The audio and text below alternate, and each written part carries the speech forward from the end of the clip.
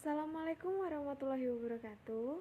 Perkenalkan, nama saya Lisnawati dengan NPM 2012000086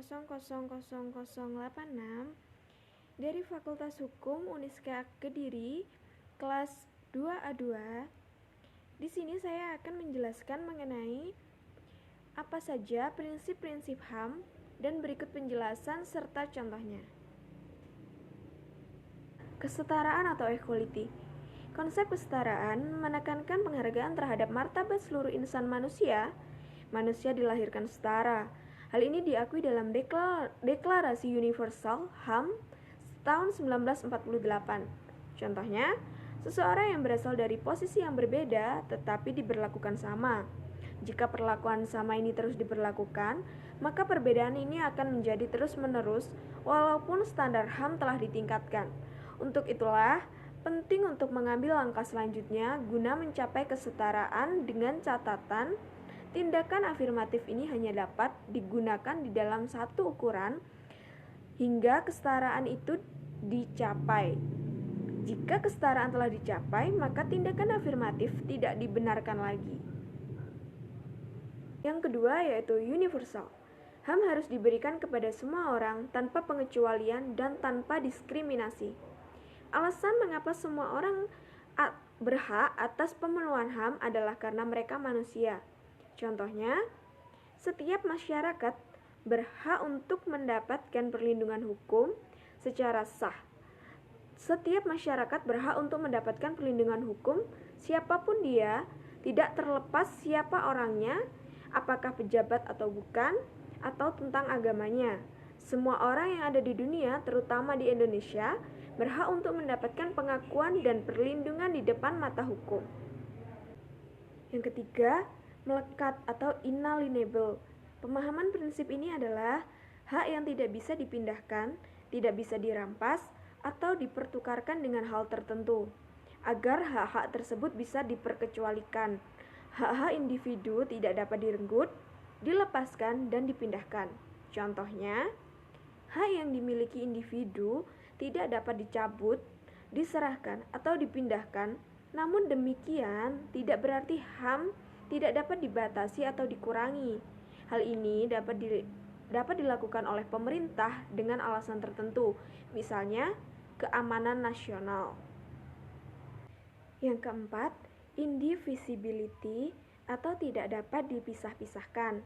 Prinsip ini sebenarnya merupakan pengembangan dari prinsip saling terkait. HAM baik hak sipil, politik, sosial, budaya, ekonomi, semuanya bersifat inherent, yaitu menyatu dalam harkat martabat manusia. Pengabaian pada satu hak akan menyebabkan pengabaian terhadap hak-hak lainnya. Contohnya, hak setiap orang untuk bisa memperoleh penghidupan yang layak adalah hak yang tidak bisa ditawar-tawar lagi, karena hak tersebut merupakan modal dasar bagi setiap orang agar mereka bisa menikmati hak-haknya, seperti hak atas kesehatan atau hak atas pendidikan. Non-diskriminatif, yaitu jika semua orang dianggap setara, maka seharusnya tidak ada pemberlakuan diskriminatif di samping tindakan afirmatif dalam rangka mencapai kesetaraan yang pada dasarnya diskriminasi merupakan kesenjangan perbedaan perlakuan dari perlakuan yang seharusnya satu, sama, atau setara. Contohnya, pemberlakuan semua hak yang dijamin yaitu bahwa setiap orang berhak menikmati hak sipil baik politik maupun hak ekonomi sosial dan budaya tanpa perbedaan apapun. Yang keenam, interdependence atau saling ketergantungan. Prinsip ini menegaskan bahwa pemenuhan hak seringkali bergantung kepada pemenuhan hak lainnya, baik secara keseluruhan maupun sebagian.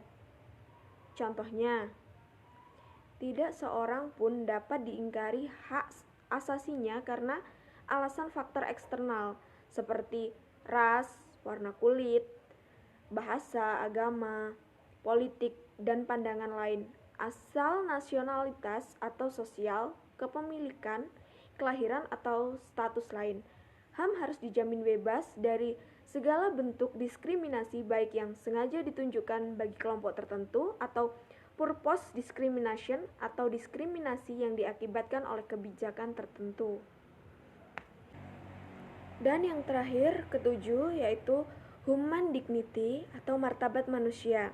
Prinsip-prinsip HAM didasarkan atas pandangan bahwa setiap individu patut untuk dihargai dan dijunjung tinggi, tanpa memandang usia, budaya, kepercayaan, etnik, ras, gender, orientasi seksual, bahasa, ketidakmampuan, atau kelas sosial. Contoh, untuk menghormati hak orang lain, hidup damai dalam keberagaman yang menghargai satu dengan yang lainnya, serta membangun toleransi sesama manusia. Baiklah, itu sedikit penjelasan dari saya. Jika ada kurang lebihnya, saya mohon maaf. Wassalamualaikum warahmatullahi wabarakatuh. Terima kasih.